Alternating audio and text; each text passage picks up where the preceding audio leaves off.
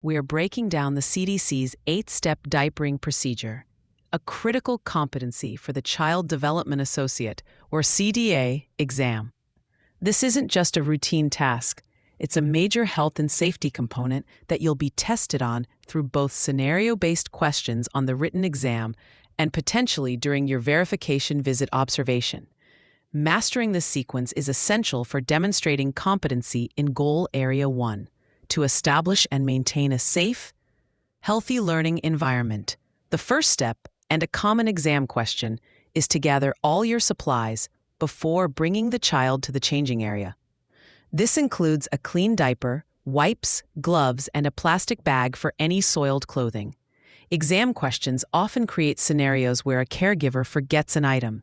The only correct answer is to take the child with you to retrieve it, because you must never leave a child unattended on a changing surface, not even for a second. Once you have your supplies, you can carry the child to the changing station, always keeping one hand on them for safety.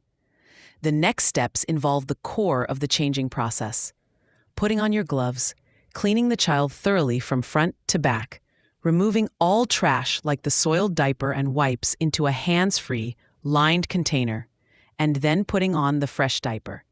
Now we get to the most frequently tested and confused part of the procedure, the final sanitation sequence. After the child is diapered and dressed, you must wash the child's hands.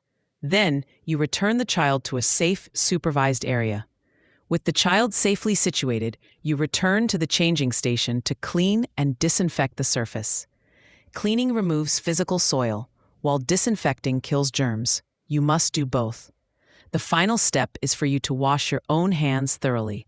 This order is crucial for preventing the spread of germs. A common exam trap is to present these last steps out of order.